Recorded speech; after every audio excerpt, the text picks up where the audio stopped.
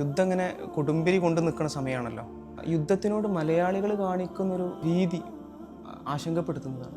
Channel ചർച്ചകളും കാര്യങ്ങളും അതിൻ്റെ താഴെ മലയാളികൾ ഇടുന്ന കമൻസും കാര്യങ്ങളും കാണുമ്പം മലയാളികൾ ഇതിനെ കാണുന്നത് ഒരു ബ്രസീൽ അർജൻറ്റീന ഫുട്ബോളിൻ്റെ ലാഘവത്തിലാണ്.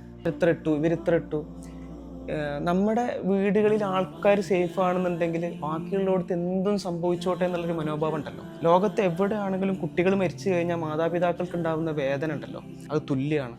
ഇറാനിലാണെങ്കിലും ഇസ്രായേലിലാണെങ്കിലും മിഡിൽ ഈസ്റ്റിലാണെങ്കിലും എവിടെയും ഒരുപോലെയാണ്. അതല്ലാതെ വയനാട്ടിൽ ഉരുൾപൊട്ടലുണ്ടായിട്ട് അവിടെ ആളുകൾക്ക് എന്തെങ്കിലും സംഭവിക്കുമ്പോൾ നമുക്ക് കണ്ണീര് വരികയും അതേ സംഗതികൾ മറ്റുള്ള സ്ഥലങ്ങളിൽ മറ്റുള്ള രാജ്യങ്ങളിൽ കുട്ടികൾ മരണപ്പെടുമ്പോൾ നമുക്ക് സന്തോഷം തോന്നുന്നുണ്ടെങ്കിൽ നമ്മളുടെ മനുഷ്യത്വം എന്ന് പറഞ്ഞ സംഗതി ഉണ്ടല്ലോ, അതിനെക്കുറിച്ച് നമ്മളൊന്ന് മാറി ചിന്തിക്കേണ്ടിയിരിക്കുന്നു. എനിക്ക് മനുഷ്യത്വമൊന്നുമില്ല, ഞാൻ മനുഷ്യനല്ല എന്നെങ്കിലും നമ്മൾ പ്രഖ്യാപിക്കേണ്ടിയിരിക്കുന്നു.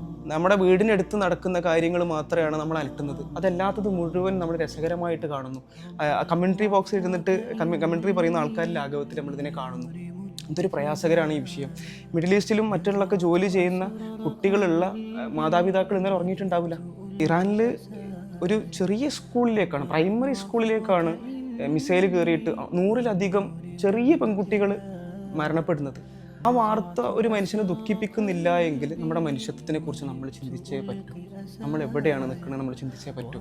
കാരണം ലോകത്തെവിടെയും ഒരു കുട്ടി നഷ്ടപ്പെടുക എന്നുള്ളതിൻ്റെ മാതാപിതാക്കളുടെ വേദന ഒരുപോലെ തന്നെയാണ് കേട്ടോ. അത് ജൂതൻ്റെ കുട്ടിയാണെന്നോ ഇത് മുസ്ലിമിൻ്റെ കുട്ടിയാണെന്നോ ഇത് ഹിന്ദുവിൻ്റെ കുട്ടിയാണെന്നോ വേർതിരിച്ചിട്ട് ഒരു മനുഷ്യൻ്റെയും വേദന കുറയുന്നില്ല, ഒരു മാതാപിതാക്കളുടെയും വേദന കുറയുന്നില്ല.